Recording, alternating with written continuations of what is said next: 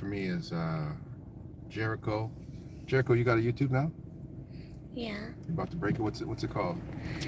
It's called They All Underscore Love Jericho. Speak up, man. You're on TV. Guys, you gotta project your voice. What's your name? What's it called? They all underscore love Jericho. Good. So that's for your kids. And your kids, she has some stuff she's doing on her YouTube. They all underscore love Jericho. So you guys can check her out.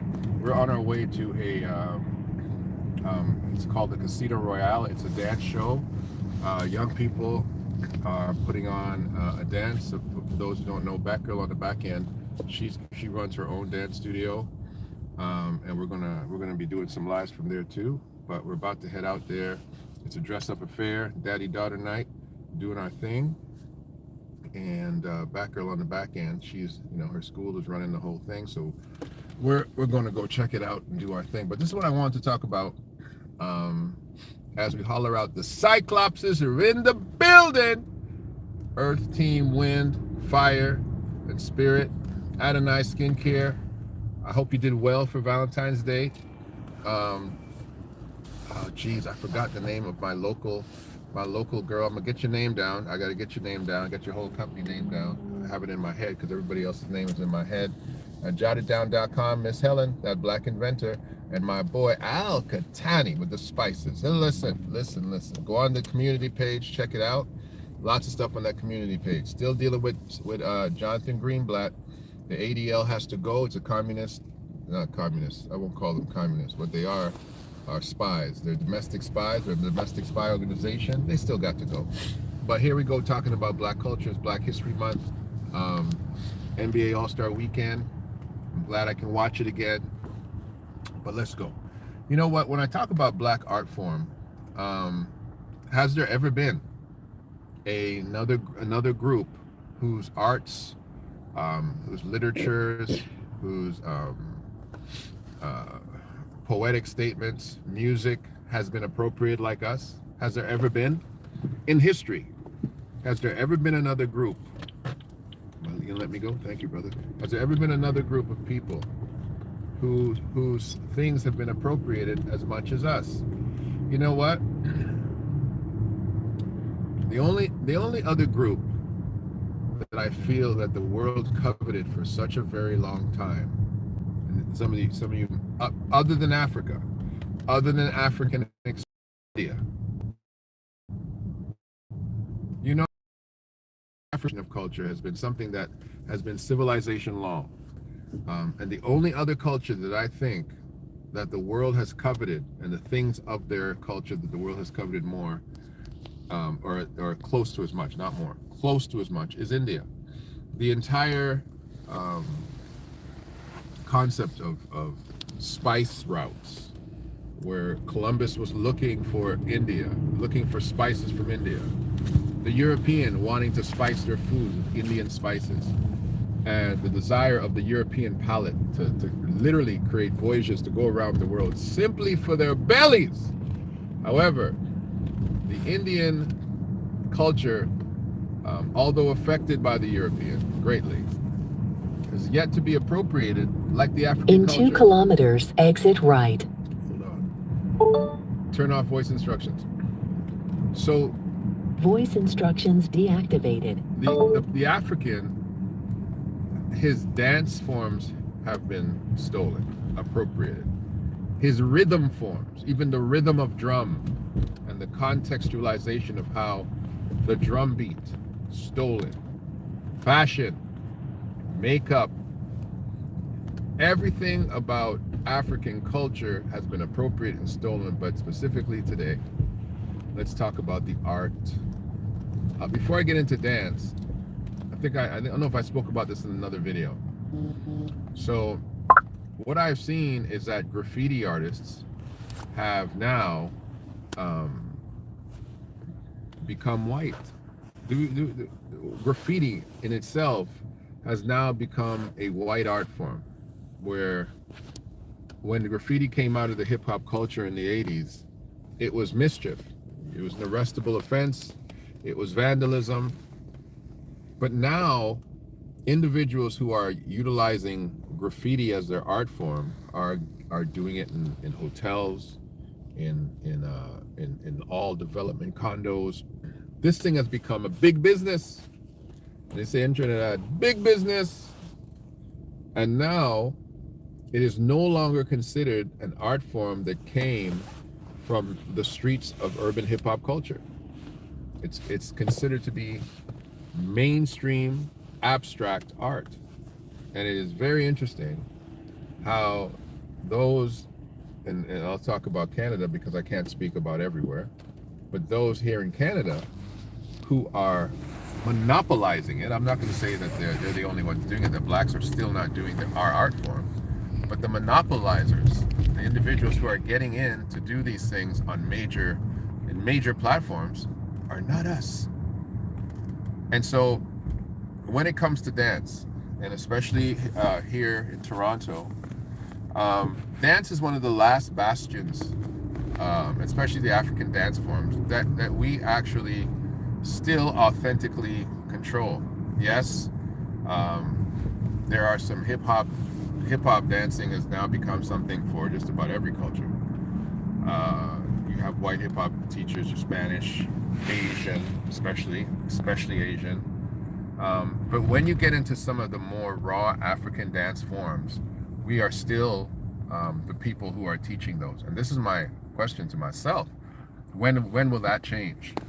When will actual African dance? When will we show up to an African dance course and it's being taught by an Irish woman or a Korean man, or when it's going to be taught by a Filipino? When is those pure forms that are purely African forms going to be taught by others? And let me balance it. It is a great compliment. Imitation is the greatest compliment that any culture can have. Imitation. Duplication. It's still a compliment when you want to copy something and duplicate it and make it something that you can behold all the time. But appropriation is theft.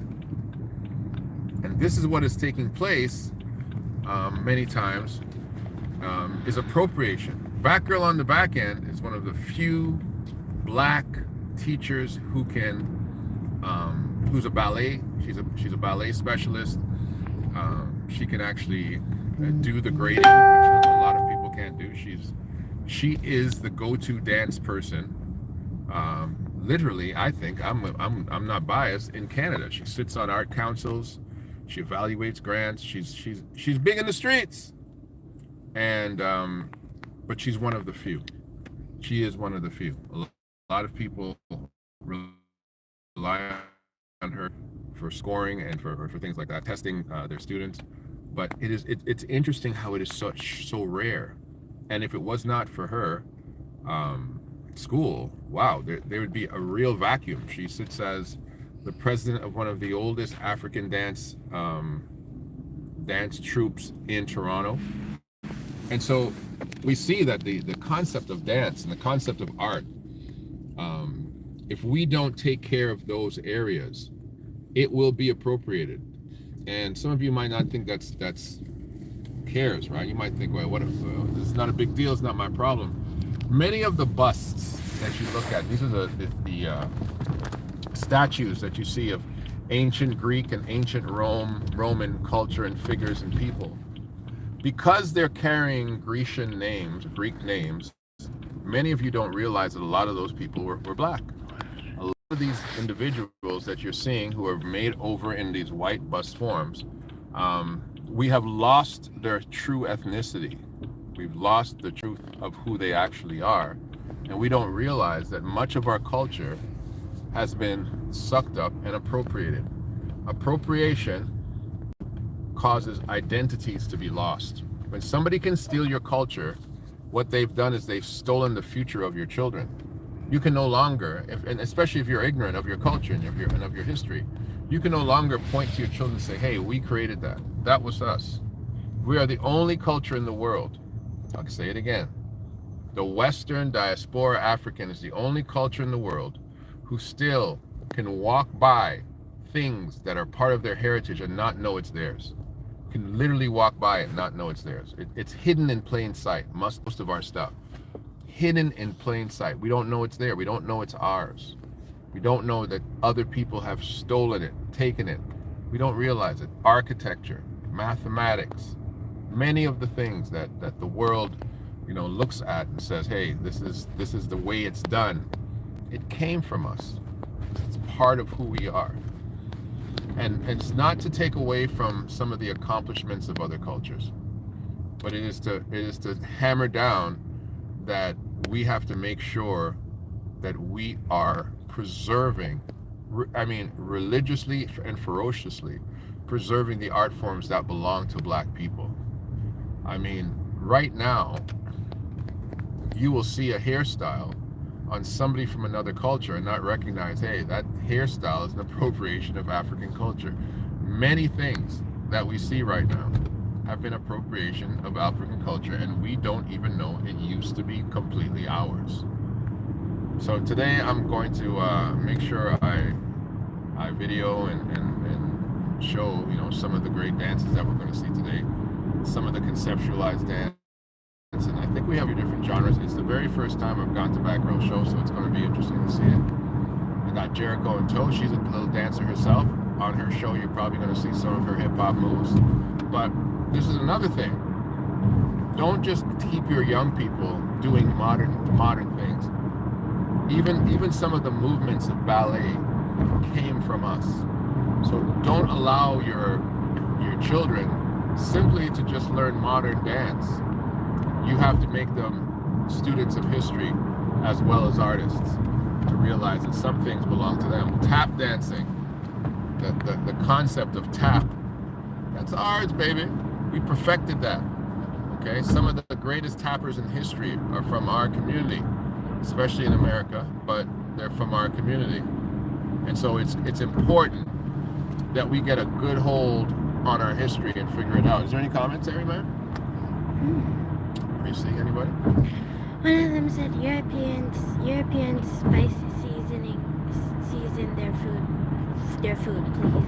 I can't hear you. Just get your hand off your mouth. European spice season their foods, please. European spices in their food, please. That's what they said. Are you reading that properly? Yes, Dad. They said European spice season their food, please. Oh, okay. I'm not sure what they're trying to say, but I ate some curry chicken the other day from some folks who were trying to be nice and made some curry chicken for me, and I recognized it, and I had to go and speak to one of the individuals who was making it. I said, "Do you know how to properly make this?" And they said, "Oh yeah, you're supposed to put this and this and that." And I said, "No, actually, let me bring you the actual ingredient that will make this curry taste properly, because the way that they made it, you can tell that they sprinkled the curry on top. You can still taste the powder. So you could scrape it almost off the top of the chicken, so it wasn't in it. So spices, most of the spices that Europe wanted and Europe desired came from India. Countries that, like Italy, that had these multi-tropical type of climates, they of course could definitely make their own and have their own. And Italy, to me, is like the one European culture that I'll give a break to when it comes to food. I can sit around and eat Italian food every day. Italians know how to cook. That's the one European you can't talk to about food. Them Italians know how to cook. But Italy, of course, has had so much influence with Africa, like incredible influence with Africa. Like Italy is the gatekeeper of Europe, right? Any African that wants to come from Africa on a boat, they can hop over from Syria to Italy. So they've had a lot of influence by African culture and spices and food and seasonings and tastings and these kind of things. So it's no wonder. And Eastern African, I love Northern and Eastern African food. Fantastic, I love it. West Africa, different type of food, different type of palate. Very still heavily in spice, but yeah, man. So the real spiel is our culture and our art forms. If we don't watch out, those things will be taken away from you very, very quickly in the West. You get caught up with so much of life, so much of living, that if you don't watch out, sooner or later, you'll just be focused on the drudgery of every day. You will never be focused on the history that you're walking by every single, this history right under your feet that you're walking by every single day. Every single day. We're one of the only cultures who don't have language lessons for our children. A little Jewish boy growing up in Canada or America, he's going to be taught Hebrew. A little Muslim kid, he's going to be taught Arabic. But English-speaking blacks, Africans, Afro-Semitics, Afro-Hemitics, we don't run to give our children language schools in the West. Language lessons, rather, in the West. It's very important. Because culture and language are hand in hand. History and language are hand in hand. You show me a man speaking Latin, I can tell you where he's from, because that's his indigenous language. I can tell you, show me Latin writing, show me Greek writing, I can tell you what history, what time it's from. These things are important. And with those who are curators of dance, they can look at a dance and break it down. To listen to some of them, I'm not an expert in this whatsoever, but to listen to some of them, and even listen to how Batgirl speaks about dance and how she can break it down. They can break down dance. The dance and the movements in itself can tell a story and tell you about history. All right, so stay tuned, man. I'll call this the intro. We're on our way right now to Casino Royale, the dance expose Connections Dance Studio. All right, so I'll talk to you guys soon, and hopefully you'll enjoy the dance when we see you later. This is Delicate Brereton, and I'm out.